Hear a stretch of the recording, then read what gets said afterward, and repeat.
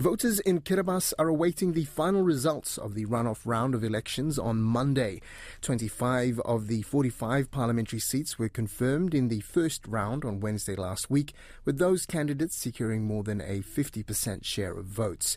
The remaining seats are to be divvied up among the highest polling candidates in each electorate.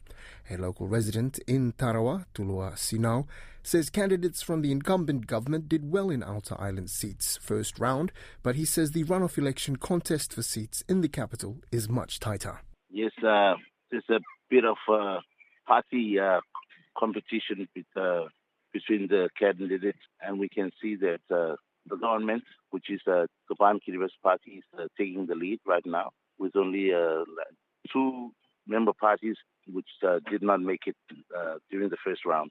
And in terms of the rest of the field, who else is doing well? I understand a few independents in the mix, but is the other party, how is the other party faring? The other party, the opposition is still trying its best.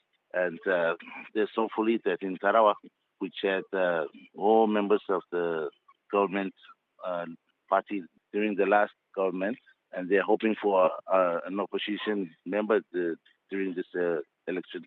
In terms of the results, it took a bit of a while for the first round of results to come through.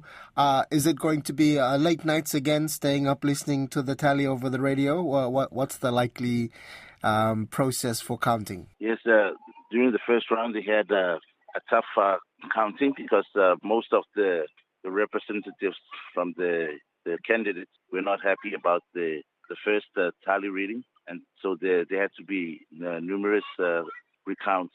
And compared to this second round, they're hoping for a much more improvement with the counting. And they're trying to avoid the mistakes they made during the first counting. Once all the results are in, what happens next? Do we have a sitting date for Parliament to resume? That I am not sure about that yet. But what I do know that this is the final election day, so whoever comes, the first candidates that made it will be counted as the new MPs to each particular island. Now, we know that a lot of the seats are in urban areas that are contested. What about in the outer islands? Are there any contested seats in the outer islands, or have they all been declared?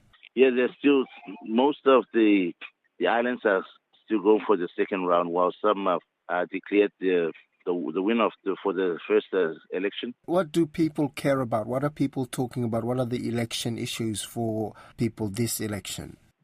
We can talk about the majority population. The wider population is living on Tarawa, and they are the ones that are going to give the final decision to which government is going to come back, because they have the most of the number of population living on South Tarawa and in Besio. So they are the ones that want the government to come back, the majority. Referring on the non-employment funds that the government has been giving out during starting from the beginning of the previous term, and they've been giving out free money, calling it the unemployment fund for those unemployed, $150 per 3 months. So most of the people want the government to come back, including some from the outer islands. They prefer the government to come back again for the rise of copra sales, which the government raised during the previous term from $2 to $4 per pound, per kilo. Yes, no, very, very interesting. So very much about livelihoods and income and all of these things.